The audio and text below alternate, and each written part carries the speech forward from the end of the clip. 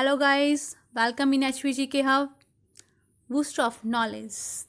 आज हम आपके लिए लेकर आए हैं chemistry section from TAT medical 2020 answer key as well as complete solution. So let's begin. First question is the dark zone of candle flame is. Candle flame में जो डार्क जोन रहता है वो कौन सा रीजन रहता है, आउटर मोस्ट और इनर मोस्ट?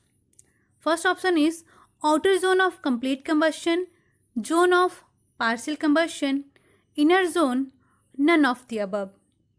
Here, friends, आप अपना आंसर टिक कर सकते हैं. I will give you 5 seconds and at the last of video you can check your scorecard. So, here the right answer is inner zone of candle flame is known as dark zone. Let's see. Structure of candle flame. Candle flame is divided into three zones. Outermost blue colored non-luminous zone is the hottest part. Then secondmost medium is the yellow colored with moderate heat known as luminous zone, and innermost zone, that is dark zone, is the least hot zone. So clear?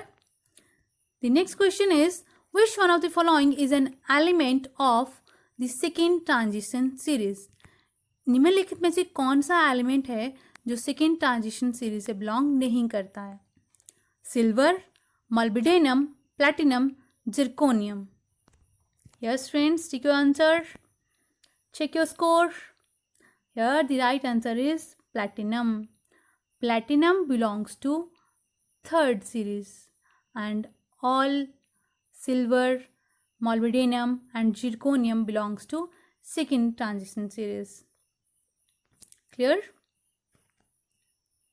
The next question is, the term catalyst was introduced by. Catalyst term किसने introduce की थी? Rutherford, Boyle, Berzelius, Charles. Yes, the right answer is it's Berzelius. Option number C. Johannes Jacob Berzelius in 1835 introduced the term catalyst. Catalyst क्या होते हैं? Catalyst ऐसे compounds रहते हैं जो rate of reaction को accelerate कर देते हैं. Accelerate कैसे करते हैं? By reducing energy of activation. ये activation energy को reduce कर देते हैं. This is actual path and this is after catalyst path followed by the reaction. So catalyst increase the speed up the rate of reaction by reducing the activation energy required for the reaction to proceed. यहाँ से एक और question बनता है कि catalyst reaction में जो catalyst utilise किए जाते हैं वो अनइफेक्टेड रहते हैं या फिर उनमें कोई चेंज आ जाता है आफ्टर रिएक्शन?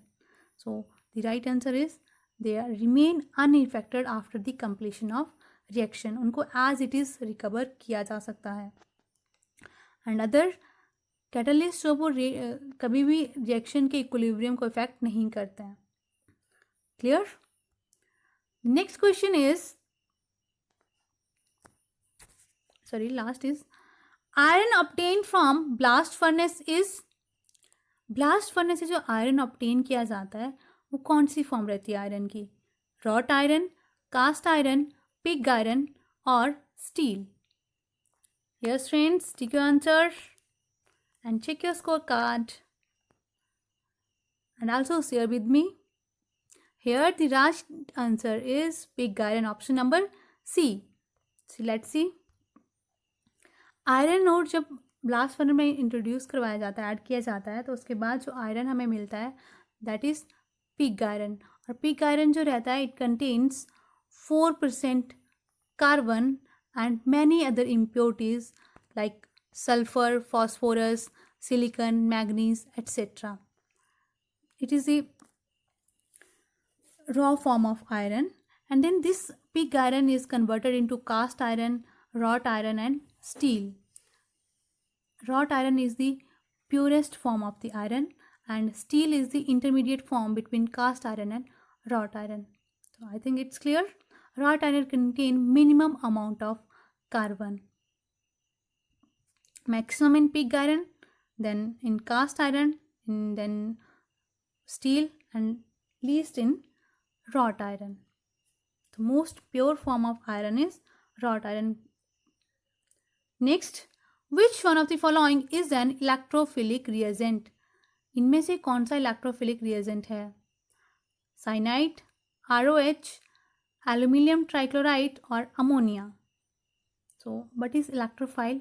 Electrophile नेम से clear. Electrophile means electron lover. तो इलेक्ट्रोफिलिक रिएजेंट क्या रहते हैं? ऐसे रिएजेंट जो अपने जो रिएक्शन पार्टनर रहता है उससे दोनों ही बॉन्डिंग इलेक्ट्रॉन्स को एक्सेप्ट कर लेते हैं, उनको बोला जाता है electrophilic reagent. And here the right answer is ammonia. Ammonia is an electrophilic reagent which accept both the bonding electrons from its reaction partner. Next question is, an element belongs to group 13 of the periodic table. Its oxide should have the formula as. periodic table में 13 group से belong करने वाले element के oxide का formula क्या होना चाहिए?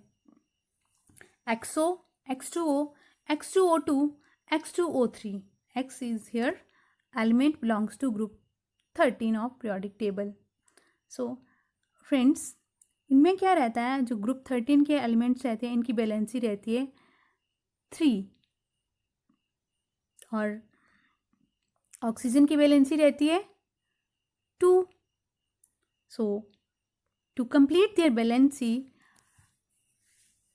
number of oxygen are required are 3 and number of elements are required 2 for the formation of their oxides. So net result is X2O3.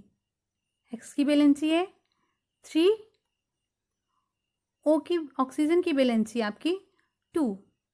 So X are required 2 and O are required 3. Oxygen are required 3. So clear? Next question is, which of the following is a molecular disease?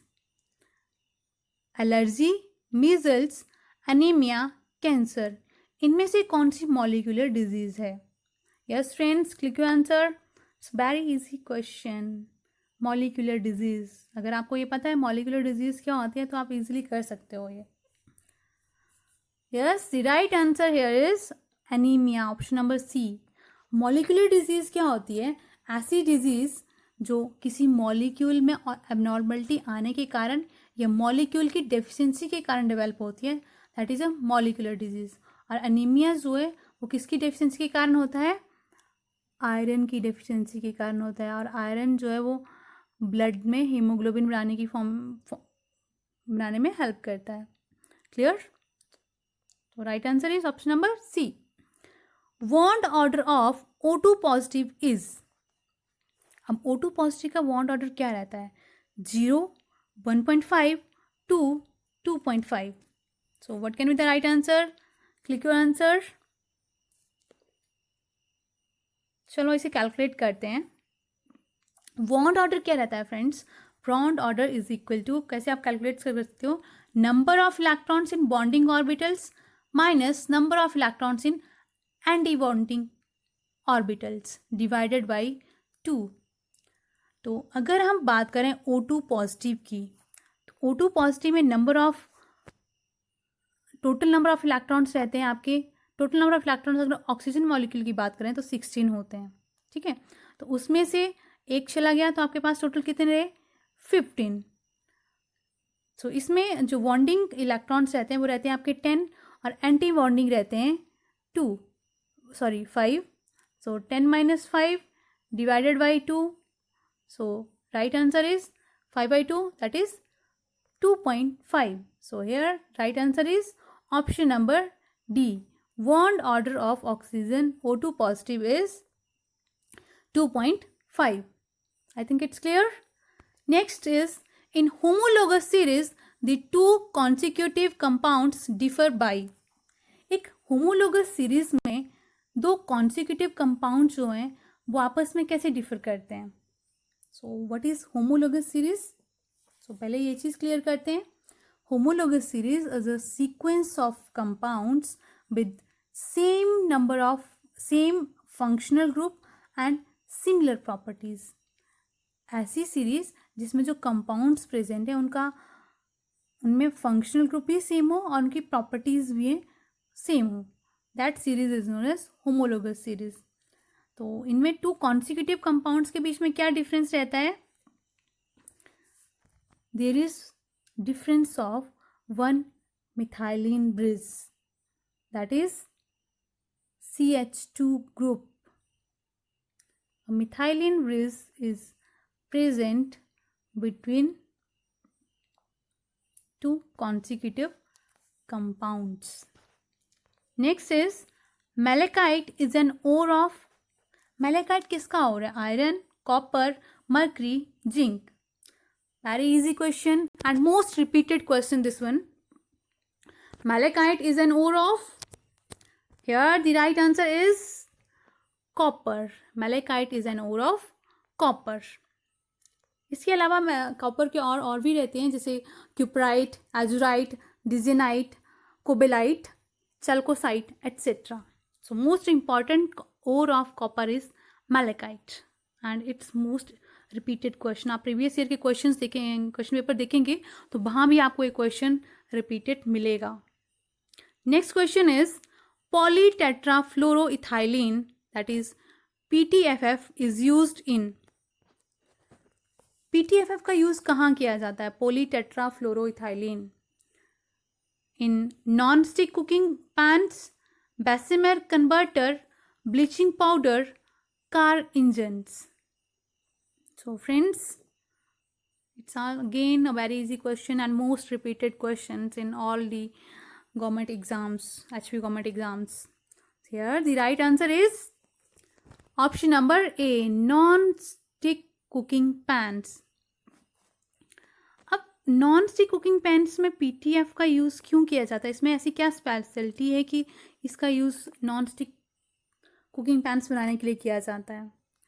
Due to non-reactivity developed by carbon and fluorine bonding. जैसे ही carbon और fluorine की bonding होती है तो ये compound जो वो highly non reactive बन जाता है. Due to this these are utilised in preparation of non stick cooking pans. Here the next question is the reaction between alcohol and carboxylic acid is called. क्या बोला जाता है? Same question is repeated in the yesterday exam in non medical, TC non medical. Yes friends, और वहाँ भी मैं आपको ये क्लियर करवा चुकी हूँ. Hydrolysis reaction, esterification reaction, aminolysis reaction, hydrogen reaction. The right answer is very easy question, it's esterification reaction. जब भी अल्कोहल और कार्बोक्सिलिक एसिड के बीच में रिएक्शन होती है तो एस्टर की फॉर्मेशन होती है और इस प्रोसेस को बोला जाता है esterification reaction. Next question is which one of the following has the highest dipole moment. इनमें से किसमें जो है वो डाइपोल मोमेंट जो वो हाईएस्ट रहती है? कार्बन टेट्राक्लोराइड, डाइक्लोरोमीथेन, ट्राइक्लोरोमीथेन और last one is CH3Cl, methyl chloride. Yes, the right answer is, yes friends, here the right answer is option number B, dichloromethane. Dipole moment होती क्या है? Is a product of separation of ends of the dipole and magnitude of charges. तो जितना उनके dipole के बीच में difference होगा उतना ही उसमें डाइपोल मोमेंट ज़्यादा रहेगी. अगर यहाँ बात करें कि सबसे ज़्यादा डाइपोल मोमेंट किसकी रहती है? डाइक्लोरोमीथेन की. और लीस्ट किस में रहती है? कार्बन टेट्राक्लोराइड में. कार्बन टेट्राक्लोराइड में क्या रहता है कि आपकी टेट्राहेड्रल स्ट्रक्चर होती है और सभी डाइपोल जो वो एक पर्टिकुलर डायमेंशंस में प्रेजेंट होते हैं, तो नेट डाइपोल जो होती है इस केस में 0 हो जाती है. And in case of CH2Cl2 there is maximum dipole moment.